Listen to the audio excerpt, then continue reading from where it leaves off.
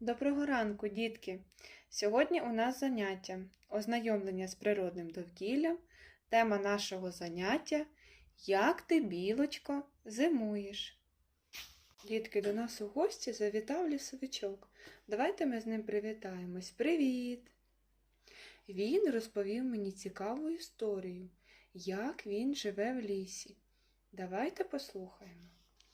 Жив собі лісовичок.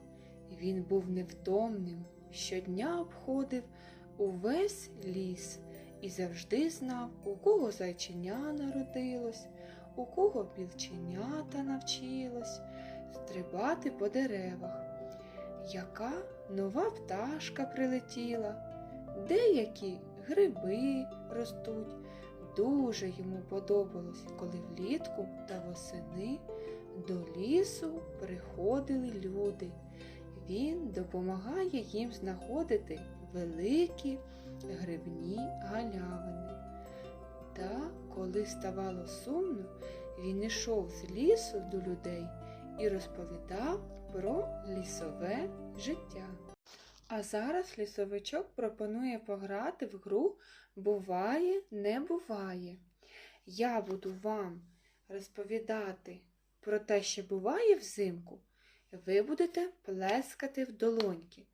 А якщо цього не буде взимку, тоді тупаємо ніжками.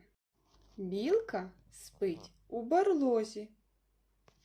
Що ми робимо? Правильно, тупаємо ніжками, тому що білочка там не спить. Ведмідь спить у барлозі. Правильно, плескаємо в долоньки. Ведмідь їсть малину. Так, тупаємо ніжками, тому що взимку ведмедик малину ніде не знайде. Білка живе в дуплі на дереві. Так, дітки, вірно. Лісовичок хоче загадати вам загадку. Будьте уважні.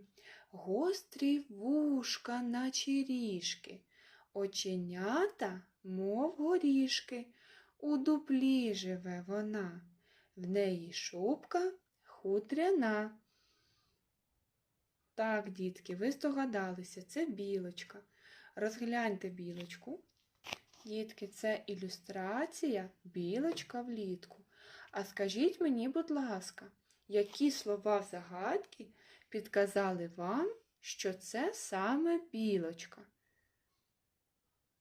Так, правильно, вушка гостренькі, оченята, мов горішки. Чим живиться білочка? Правильно, горішками. Як ви гадаєте, для чого білочка збирає таку велику кількість грибочків і горішків? Звичайно, вона готується до зими. Якого кольору хутро у нашої білочки? Правильно, рудого. А ось лісовичок приніс нам ілюстрації білочки взимку. Розгляньте уважно. Що ви можете сказати про цю білочку? Білка живе на дереві в дуплі. Улітку вона готує своє житло до зими, вимощує його дрібними гілочками.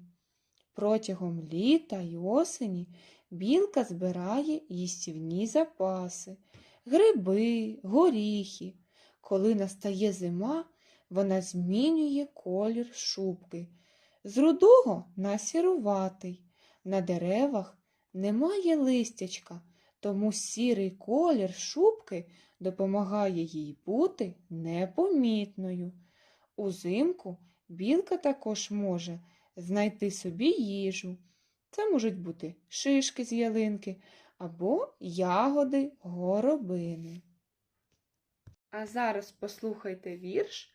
А ви білочку бачили?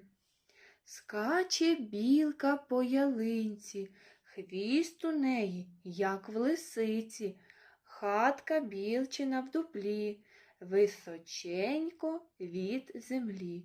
Втоми білочка не знає, і на зиму ще з весни шишки день у день збирає із ялинок і сосни.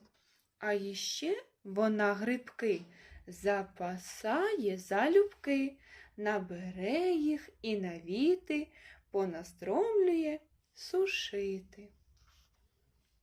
Дітки, де скаче білочка? Де її хатка? Що вона збирає на зиму?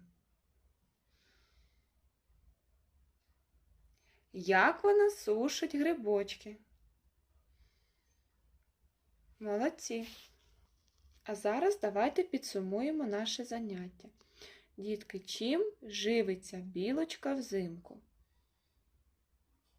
Так, правильно, вона готується до зими, тому сушить грибочки, горішки. Так, а ще взимку вона знаходить ягоди горобини і шишки. Так. Якого кольору хутро стає взимку у білочки? Так, сірого. А чому, дітки? Тому що, щоб її не побачили хижаки. Вона буде тоді непомітною. Так, молодці. На цьому наше заняття закінчене. До побачення, до нових зустрічей.